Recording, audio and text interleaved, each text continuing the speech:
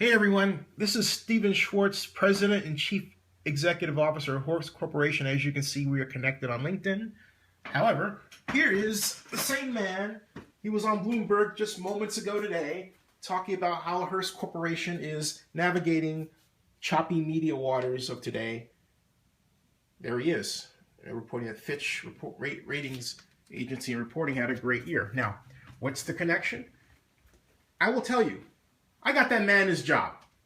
That's right. Because of me, he is President and Chief Operating Officer of Hearst Corporation. And because of me, prior to that, he was Chief Operating Officer of Hearst Corporation. And when I got to know him, he was President of Hearst Newspapers. Now, the connection here is you take a look. This is the message that I sent to him in 2010 in response to, first of all, I was informing him of a particular matter, but there was another thread prior to this that he and I exchanged because he's basically said to me, hey, look, if you're ever in New York, I'll take you out. The reason he said that was because in 2010 alone, in fact, I wrote about this before, of the 46 million page views, take a look here.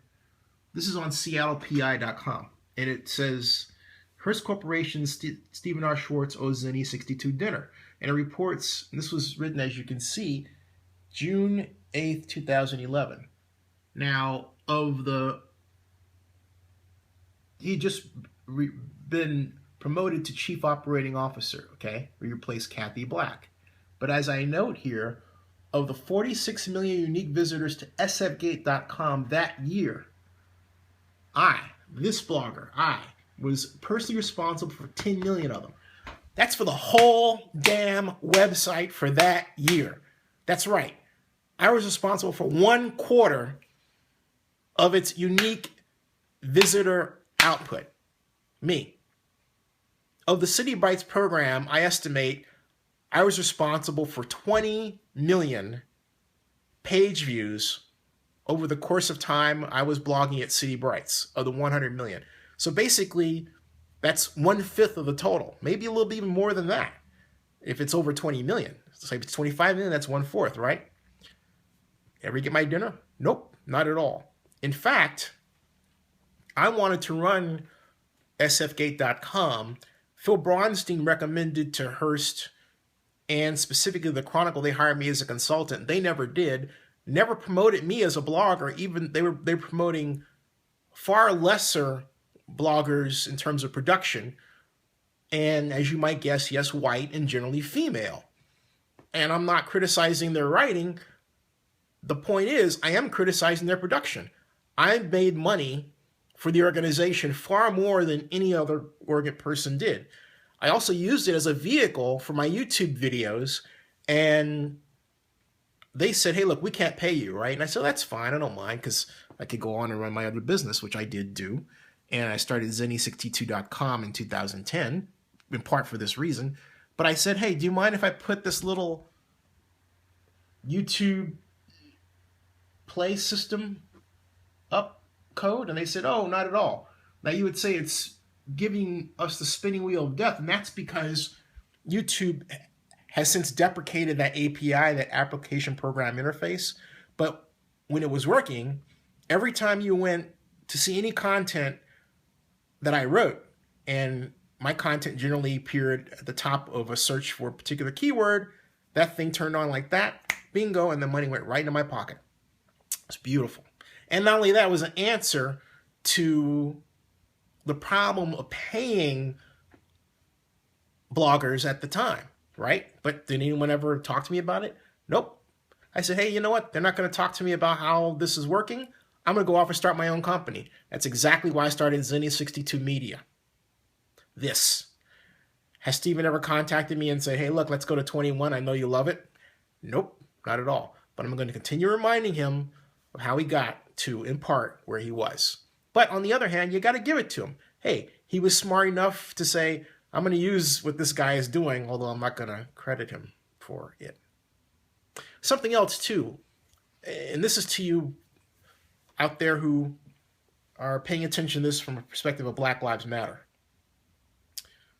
More often than not, there was someone, African American and very bright. Yeah, I'm saying I'm very bright, okay?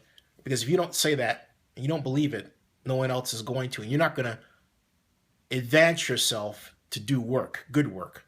But the bottom line is, more often than not, folks like me are shoved out of view, by the wayside, and ignored. And if you don't have your own media outlet to tell your story, no one else is going to. And then they're going to say, oh, you're a self-promoter. Yes, I am.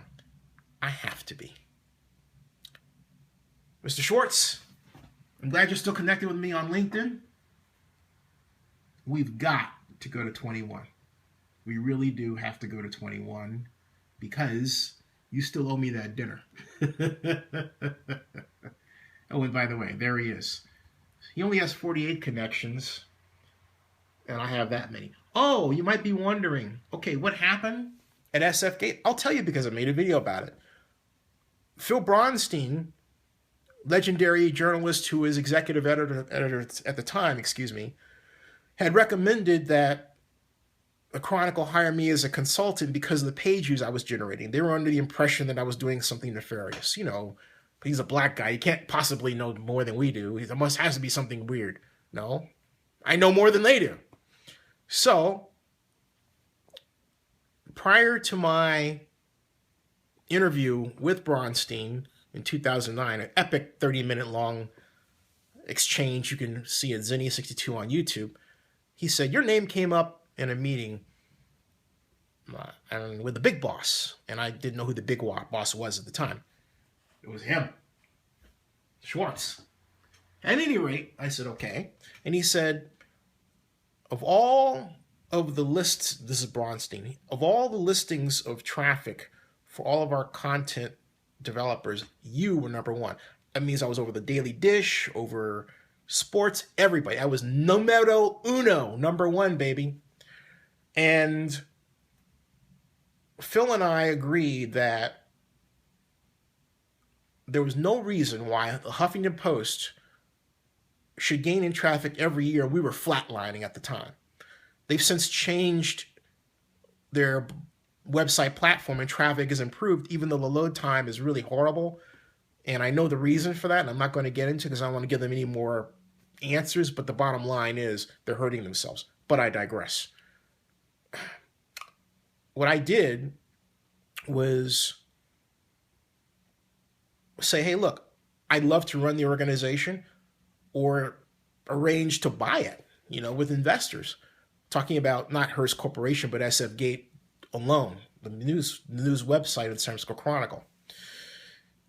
At any rate, without telling me, they interviewed a woman by the name of Alana Gwynn. Alana became executive producer. This was 2011, and took issue with a blog post I wrote about Rick Perry and the allegations that he was gay. All that Rick had to do was say, hey, look, I'm not. But this thing was all over the internet. And I wrote about it too, and others did. But she blocked, or rather hid from view, what I wrote. I asked her to reinstate it. I then complained to the higher-ups because the City Brights policy was that you're not edited, per se. And she was very much acting like an editor. So on Election Day, November 7th of 2011, she blocked me from access at 3 o'clock that afternoon. And I said, and she wrote me an email saying, oh, I know that you want to talk about this, but give me a call. Or write me back. And I didn't write her back. Instead, what I did was I called her.